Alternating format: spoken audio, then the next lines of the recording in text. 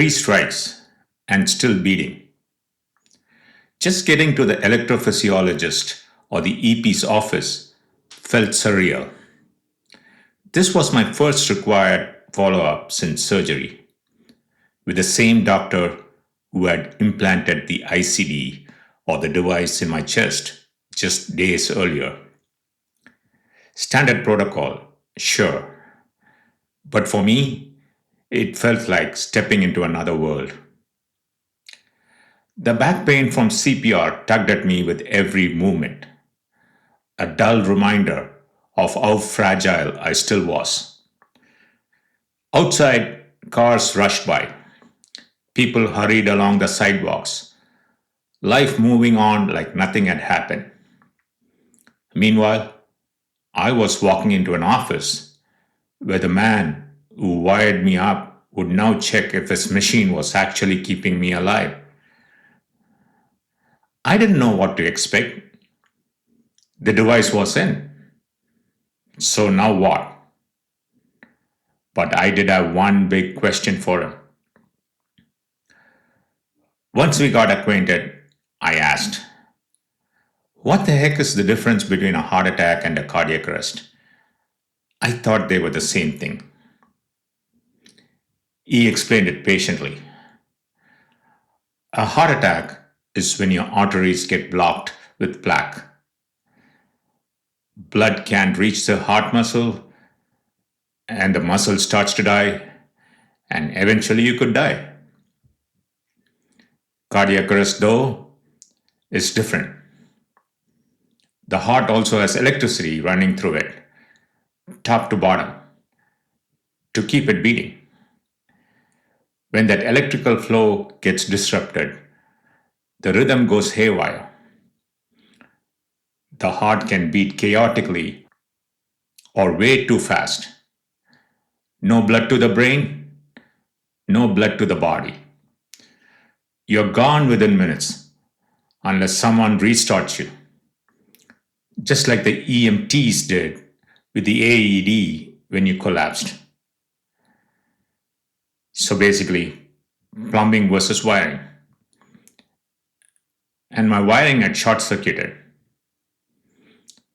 I couldn't help but thinking, who the hell designed this system?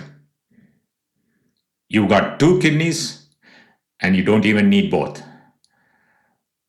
But the heart, the things that keep you running, everything running, only one.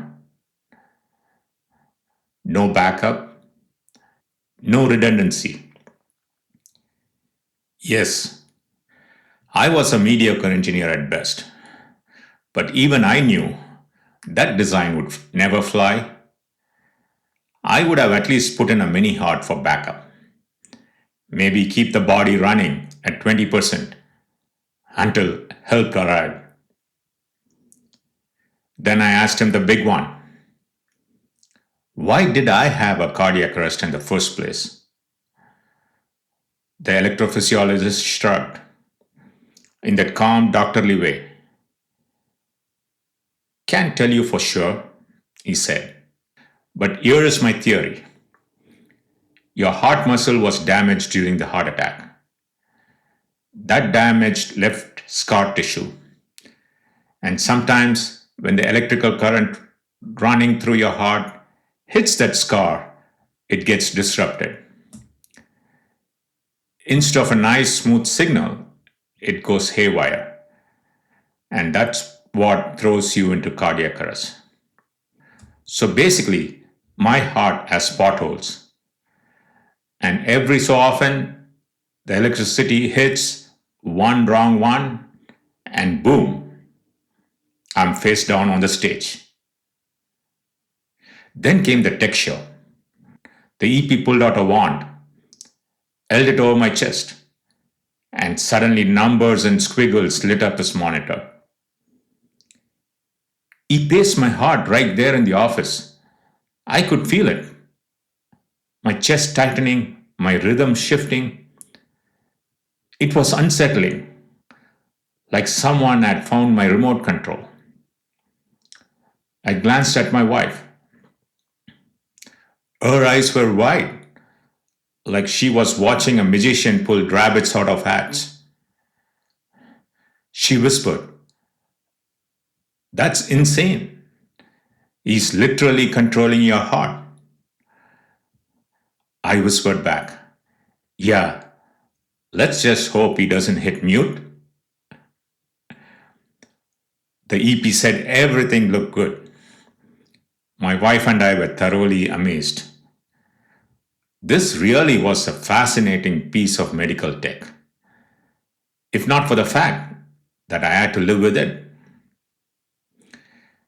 EP also mentioned the device sends daily data through the home hub.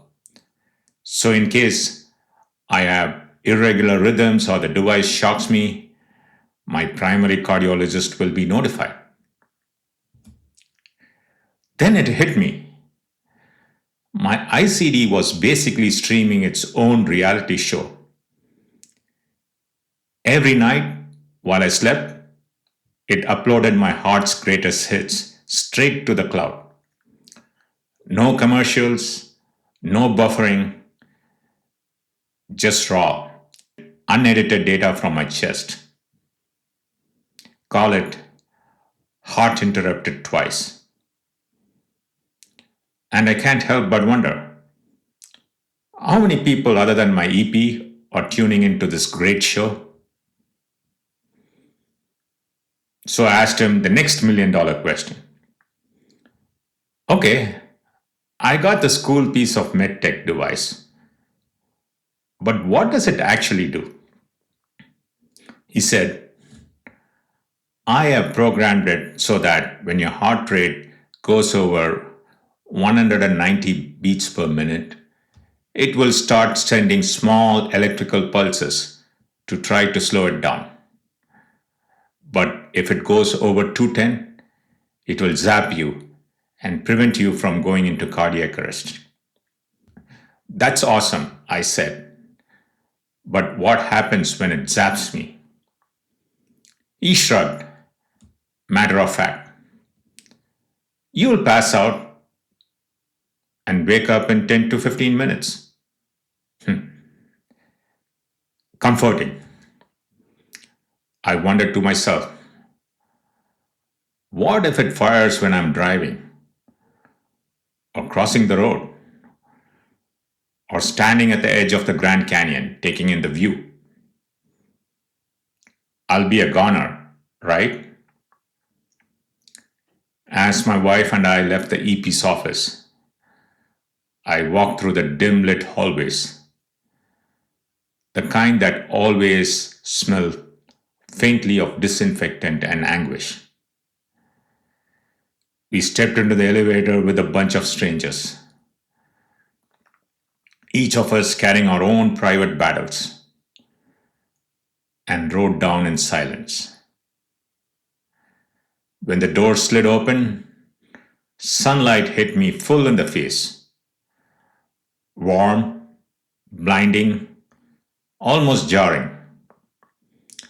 I'd just come from a room where a man controlled my heart with a wand. And now here I was, blinking at the ordinary world again.